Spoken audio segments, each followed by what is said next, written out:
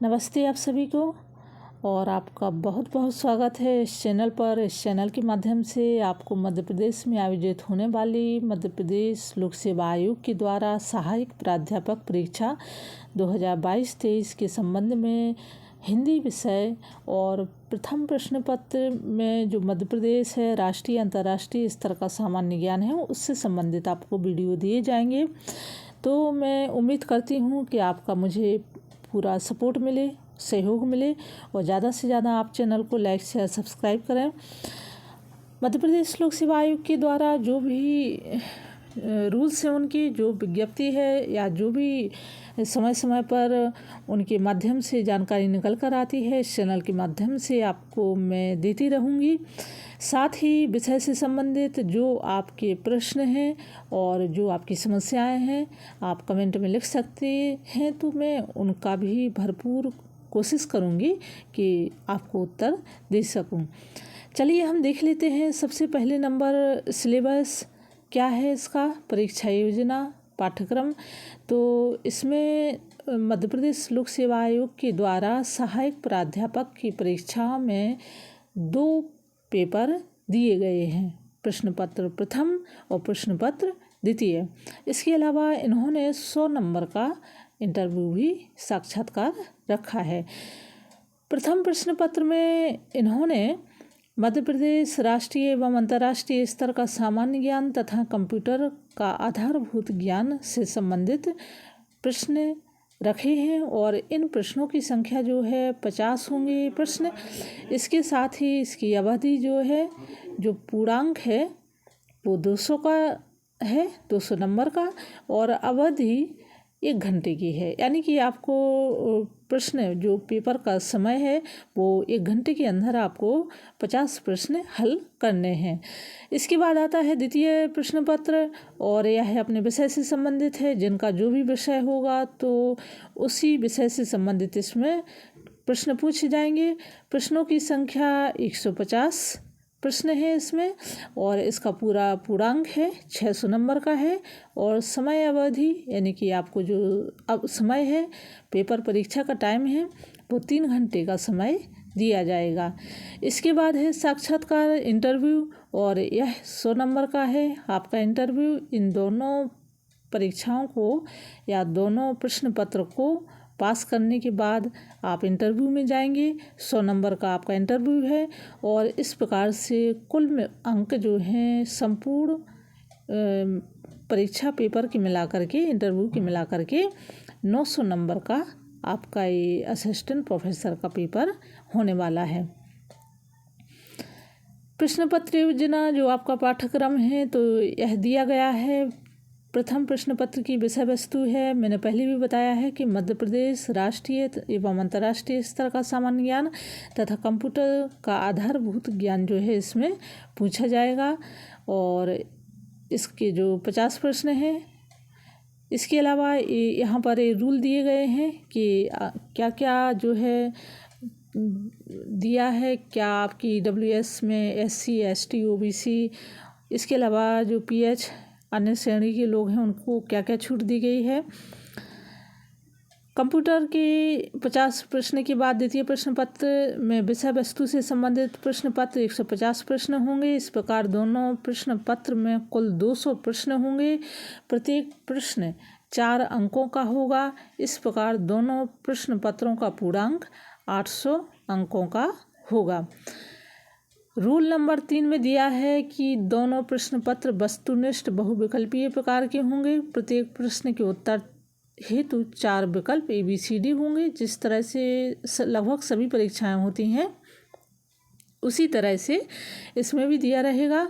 इसके अलावा अभ्यर्थी द्वारा एक से अधिक विकल्पों का चयन करने पर आपका जो उत्तर है वो निरस्त कर दिया जाएगा, यानी कि कैंसल कर दिया जाएगा। रूल नंबर 5 में यहाँ दिया गया है कि प्रथम प्रश्न पत्र की अवधि 1 घंटे की होगी। इस प्रश्न पत्र में 50 प्रश्न वस्तुनिष्ठ प्रकार के होंगे। वही इसका नियम है। प्रत्येक प्रश्न जो है आपका कितने नंबर का होगा, 4 नंबर का होगा। द्वितीय प्रश्न पत्र की अवधि 3 घंटे की होगी। द्वितीय प्रश्न पत्र से संबंधित विषय में 150 वस्तुनिष्ठ प्रकार के प्रश्न होंगे। प्रश्न 4 अंकों का होगा, एक प्रश्न 4 नंबर का होगा। इस प्रकार लिखित परीक्षा में मेरिट दोनों प्रश्न पत्रों के प्राप्तांकों को जोड़ करके बनेगी। रूल नंबर 5 में दिया गया है कि प्रश्न पत्रों में पृथक पृथक 40% अंक जो है प्राप्त करना अनिवार्य है, यानी कि आपको पास होने के लिए 40% नंबर लाने जरूरी हैं। मध्य प्रदेश की अनुसूचित जाति, अनुसूचित जनजाति तथा अन्य पिछड़ा वर्ग, आर्थिक रूप से कमजोर एवं दिव्यांगजन श्रेणी के आवेदकों के लिए परीक्षा उत्तीर्ण होने हेतु 10% अंकों की छूट दी जाएगी। इस प्रकार उक्त श्रेणी के आवेदकों के परीक्षा में उत्तीर्ण होने हेतु प्रश्न पत्र में पृथक पृथक न्यूनतम 30% अंक प्राप्त करना अनिवार्य है। भाषा संबंधी प्रश्न पत्र को छोड़कर समस्त प्रश्न पत्र हिंदी एवं अंग्रेजी में होंगे। यदि माना कि किसी का इतिहास या राजनीति है तो उसमें प्रश्न जो है हिंदी में दिया रहेगा और इसके नीचे अंग्रेजी में दिया रहेगा। परीक्षा परिणाम के साथ ही अभिलेख प्रेषण हेतु अंतिम तिथि निर्धारित कर परीक्षा की प्राविधिक सफल अभ्यर्थियों से उनकी अर्हता से संबंधित अभिलेख प्राप्त किए जाएंगे तथा केवल उन्हीं अभ्यर्थियों को साक्षात्कार हेतु आमंत्रित किया जाएगा जो अभिलेखों की सूक्ष्म जांच उपरांत अहर पाए जाएंगे। यहाँ ये कहने का मतलब है कि यदि आप पहले और दूसरे पेपर में क्वालिफाई होते हैं, आप इंटरव्यू के लिए एलिजिबल होते हैं, वहाँ पर जो है इससे पहले इंटरव्यू से पहले आपकी जो मार्कशीटों का सत्यापन है वो किया जाएगा। यदि आप उसमें पूर्ण रूप से योग्य पाए जाते हैं या अर्हता प्राप्त पाए जाते हैं तो फिर आपको इंटरव्यू के लिए बुलाया जाएगा। साक्षात्कार 100 अंकों का होगा। साक्षात्कार या इंटरव्यू हेतु कोई न्यूनतम उत्तीर्णांक निर्धारित नहीं है, यानी कि इनमें कोई पास का कोई निर्धारण नहीं है। कभी कभी ये भी होता है कि यदि आपके पहले और दूसरे पेपर में अच्छे नंबर आ जाते हैं और इंटरव्यू में कम नंबर मिलते हैं तो भी आप क्वालिफाई या जो है चयन आपका हो जाता है। ये चयन प्रक्रिया से संबंधित जानकारी दी गई है। चयन प्रक्रिया के प्रथम चरण में संबंधित प्रश्न पत्र की ऑफलाइन पद्धति OMR शीट आधारित परीक्षा, ऑफलाइन परीक्षा का आयोजन किया जाएगा, यानी कि ऑनलाइन का कोई सिस्टम नहीं है। इसके अलावा जो आपत्ति है तो आप 7 दिन के अंदर यदि आपको कोई प्रश्न में आपत्ति है तो आपत्ति दर्ज करा सकते हैं। साथ ही यहाँ पर ऐसे प्रश्न जिनका प्राविधिक कुंजी में दिए गए विकल्पों में उत्तर गलत है, यानी कि वही पेपर प्रश्न उत्तर से संबंधित है, ऑप्शन विकल्प जो आपको दिए गए हैं वहाँ पर आपको कोई यदि आपत्ति है तो उससे संबंधित पूरी जानकारी दी गई है। अब हम देख लेते हैं यहाँ पर ये जो कंडिकाएँ हैं इसमें जानकारी दी गई है। यदि आपको पढ़ना है तो आप वीडियो पॉज करके पढ़ सकते हैं। और यहाँ पर ये वैसे ज़्यादा ऐसा कुछ इसमें दिया नहीं है। अब हम देख लेते हैं इस परीक्षा में जो पहला प्रश्न पत्र है। पहले प्रश्न पत्र में 50 प्रश्न होंगे, प्रत्येक प्रश्न 4 नंबर का होगा और इसका जो पूरा सभी विषयों के लिए प्रथम प्रश्न पत्र एक जैसा ही होगा। तो हम इसमें देखते हैं कि मध्य प्रदेश राष्ट्रीय एवं अंतर्राष्ट्रीय स्तर का सामान्य ज्ञान तथा कंप्यूटर पर आधारित इसमें ज्ञान होगा। नंबर 1 पर इसमें दिया है मध्य प्रदेश का इतिहास, संस्कृति एवं साहित्य। तो इसमें क्या दिया है, मध्य प्रदेश के इतिहास की महत्वपूर्ण घटनाएं, प्रमुख राजवंश, स्वतंत्रता आंदोलन में मध्य प्रदेश का योगदान, मध्य प्रदेश की कला एवं संस्कृति। इसके साथ है मध्य प्रदेश की प्रमुख जनजातियाँ एवं बोलियाँ। आगे हम देखते हैं मध्य प्रदेश के प्रमुख त्यौहार, लोक संस्कृति एवं लोक कलाएँ, मध्य प्रदेश के प्रमुख साहित्यकार एवं उनकी रचनाएं, मध्य प्रदेश के प्रमुख पर्यटन स्थल और मध्य प्रदेश के प्रमुख व्यक्तित्व, यानी कि मध्य प्रदेश से संबंधित हमें संपूर्ण जानकारी इसमें पढ़नी लेनी आवश्यक है। अब आता है दूसरे नंबर पर मध्य प्रदेश का भूगोल। तो इसमें क्या दिया है, मध्य प्रदेश के पर्वत, वन, नदियाँ, मध्य प्रदेश की जलवायु, मध्य प्रदेश की प्राकृतिक एवं खनिज संसाधन, ऊर्जा संसाधन, परंपरागत एवं गैर परंपरागत ऊर्जाओं के स्रोत, माध्यम और मध्य प्रदेश की प्रमुख सिंचाई एवं विद्युत परियोजनाएं। तीसरे नंबर पर है राजनीति एवं अर्थशास्त्र। तो देखिए फर्स्ट पेपर में उन्होंने कुछ भी नहीं छोड़ा। कुल मिलाकर हमें मध्य प्रदेश की खाक छाननी होगी जीके से संबंधित, इतना मान के चलिए आप। मध्य प्रदेश की राजनीति एवं अर्थशास्त्र के अंतर्गत इन्होंने दिया है राजनीति व्यवस्था, जिसमें राज्यपाल, मंत्रिमंडल, विधानसभा, मध्य प्रदेश की पंचायती राज व्यवस्था, सामाजिक व्यवस्था, मध्य प्रदेश की जननांकी एवं जनगणना, आर्थिक विकास, प्रमुख उद्योग, कृषि एवं कृषि आधारित उद्योग। आगे हम देखते हैं अंतर्राष्ट्रीय, राष्ट्रीय व मध्य प्रदेश की महत्वपूर्ण समसामयिक घटनाएं। तो महत्वपूर्ण समसामयिक यानी कि जो वर्तमान का करंट अफेयर है, करंट जानकारी है, उसको हमें देखना है, पढ़ना है।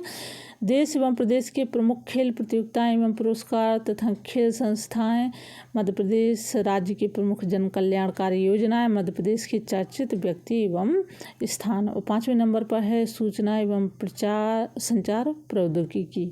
तो इलेक्ट्रॉनिक्स, कंप्यूटर, सूचना एवं संचार प्रौद्योगिकी, रोबोटिक्स, आर्टिफिशियल इंटेलिजेंस एवं cyber security, e governance, internet एवं सोशल नेटवर्किंग साइट्स और ई कॉमर्स। तो हम देखते हैं कि कुल मिलाकर उन्होंने राष्ट्रीय एवं अंतर्राष्ट्रीय जीके पूरा रख दिया है। तो आपको जो महत्वपूर्ण है जानकारी वो पढ़ना है, जो परीक्षा उपयोगी है, अनावश्यक विस्तार में नहीं जाना है। और आपको जितना हो सकता है इस चैनल के माध्यम से आपको मध्य प्रदेश जीके, राष्ट्रीय एवं अंतर्राष्ट्रीय स्तर का ज्ञान तथा कंप्यूटर से संबंधित जानकारी इस चैनल के माध्यम से दी जाएगी। अब हम देख लेते हैं कि जो हिंदी हमारा मुख्य विषय है, तो हिंदी का सिलेबस क्या दिया है उसमें और क्या क्या। अब देखते हैं हम पाठ्यक्रम सिलेबस हिंदी। तो इकाई के अनुसार इसमें जो है बांटा गया है। इकाई 1 में हिंदी भाषा, उद्भव, विकास और स्वरूप वही है जो आमतौर पर सिलेबस हमें हिंदी भाषा का पढ़ने को मिलता है। तो इसमें क्या दिया है, पॉइंट नंबर 1 पर हिंदी भाषा का उद्भव एवं अपभ्रंश के क्षेत्रीय रूप। ठीक है। हिंदी प्रदेश पॉइंट नंबर 2 में है हिंदी प्रदेश, उपभाषाएं तथा बोलियां, अवधी, ब्रज, बघेली, मालवी, बुंदेली का परिचय, क्षेत्र एवं साहित्यिक योगदान। आगे हम देखते हैं खड़ी बोली का साहित्यिक स्वरूप एवं विकास, सरस्वती तथा अन्य साहित्यिक पत्रिकाओं की भूमिका। अब हम देखते हैं अगला, हिंदी के प्रचार प्रसार हेतु किए गए प्रयास एवं संस्थाओं की भूमिका, स्वतंत्रता आंदोलन में हिंदी की भूमिका। इसके बाद हम देखते हैं देवनागरी लिपि का विकास, देवनागरी लिपि में वैज्ञानिकता, देवनागरी लिपि की प्रमुख विशेषताएं। तो ये हमें इकाई 1 के अंतर्गत ये सब पढ़ना है। इकाई 2 में हम देख लेते हैं हिंदी भाषा के विविध रूप। पॉइंट नंबर 1 में इसमें दिया है हिंदी का मानकीकरण, यानी कि जो हिंदी की मानक भाषा है, मानक हिंदी के विविध रूप, मानक हिंदी की प्रमुख शैलियाँ। अगला पॉइंट है हिंदी भाषा के विविध रूप, संपर्क भाषा, माध्यम भाषा आदि। अगला पॉइंट है राजभाषा और राष्ट्रभाषा, हिंदी की संवैधानिक स्थिति एवं हिंदी का वर्तमान परिदृश्य और कंप्यूटर में हिंदी का प्रयोग। ये इकाई 2 के अंतर्गत ये सब हमें पढ़ना है। इकाई 3 में हम देखते हैं हिंदी साहित्य का इतिहास।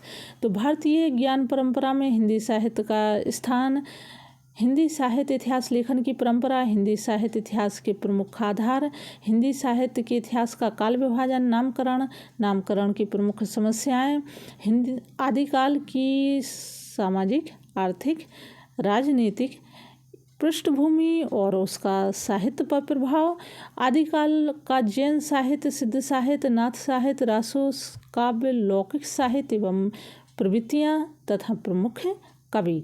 तो इकाई जो है इकाई 3 के अंतर्गत ये हमें पढ़ना है हिंदी साहित्य का इतिहास, यानी कि जो हिंदी साहित्य का इतिहास है, प्रारंभिक हिंदी की स्थिति है, हिंदी का उद्भव आदि से संबंधित हमें संपूर्ण जानकारी इसमें, और विभिन्न जो आदिकाल के अंतर्गत विभिन्न संप्रदाय रहे नाथ साहित्य वगैरह, उनको भी हमें अच्छे से पढ़ना है, देखना है। आर्थिक राजनीतिक पृष्ठभूमि को भी जानना है और नामकरण से संबंधित जो समस्याएं रही हिंदी साहित्य के इतिहास में उन्हें भी पढ़ना है। अब हम देखते हैं इकाई 4, तो हिंदी कविता का भक्तिकालीन साहित्य इकाई 4 के अंतर्गत है और इसमें दिया है पॉइंट बाय पॉइंट भक्ति काल की साहित्यिक, सामाजिक, राजनीतिक एवं सांस्कृतिक पृष्ठभूमि, भक्ति काल की प्रमुख धाराएं एवं प्रवृत्तियां, निर्गुण धारा, ज्ञान मार्गी, प्रेम मार्गी, सगुण धारा, राम भक्ति धारा और कृष्ण भक्ति धारा। संत काव्य परंपरा के अंतर्गत है वैचारिक आधार, सामाजिक अवदान, प्रमुख संत कबीर, दादू एवं नानक का समाज दर्शन, भक्ति भावना, रहस्य भावना और उनकी प्रासंगिकता। सूफी काव्य के अंतर्गत हम देखेंगे, हम पढ़ेंगे प्रमुख प्रवृत्तियाँ, सूफी साहित्य का सामाजिक अवदान एवं प्रमुख कवि जैसे कि जायसी, कुतुबन, मंझन।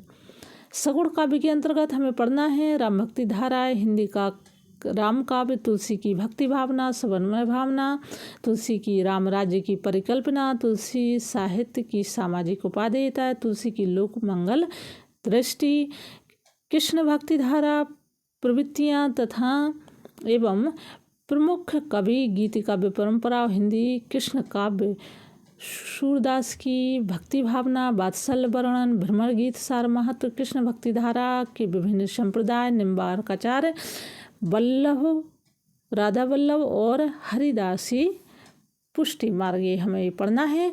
रचनाओं में हम देख लेते हैं कि क्या पढ़ना है हमें। कबीर ग्रंथावली, संपादक जो आचार्य हजारी प्रसाद द्विवेदी द्वारा कबीर ग्रंथावली, उसमें साखी पद संख्या 160 से 210 तक। जायसी ग्रंथावली जो आचार्य रामचंद्र शुक्ल द्वारा संपादित है और नागमती, इसका हमें नागमती वियोग वर्णन पढ़ना है। अगला हम देख लेते हैं गोस्वामी तुलसीदास के रामचरितमानस में आते हैं बालकांड को हमें पढ़ना है, जिसमें गुरु वंदना, संत वंदना, जीव वंदना, राम भक्तिमयी कविता की वंदना और नाम महिमा को पढ़ना है। अयोध्या कांड, राम श्री राम भरत संवाद, चित्रकूट भ्रमण, श्री राम का भरत को पादुका देकर भरत की विदाई, लगभग मान के चलिए कि जो रामचरितमानस है उसके सभी कांड इसमें दिए हैं।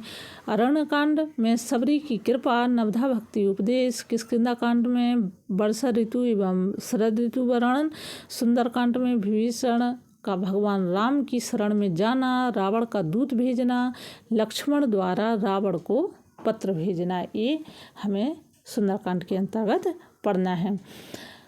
लंका कांड में सुबेल पर्वत पर श्री राम और चंद्रोदय वर्णन। उत्तरकांड में हमें देखना है क्या, राम राज्य वर्णन, गरुड़ जी के 7 प्रश्न और भजन की महिमा। अब हम देखते हैं तुलसीदास के बाद सूरदास के भ्रमर गीत सार, संपादक रामचंद्र शुक्ल, पद संख्या 20 से 70 तक, ये हमें पढ़ना है क्योंकि हमारे ये सब सिलेबस में दिया है और हम सिलेबस के अनुसार यदि अपनी इसकी तैयारी करेंगे असिस्टेंट प्रोफेसर की, तो निश्चित है कि अपने लक्ष्य की प्राप्ति हम कर पाएंगे। अब ये इकाई 5 है और इकाई 5 यदि हम देखते हैं कि वीडियो काफ़ी बड़ा हो जाएगा आपका, तो इकाई 5 के बाद आगे हम देखेंगे अगले वीडियो में।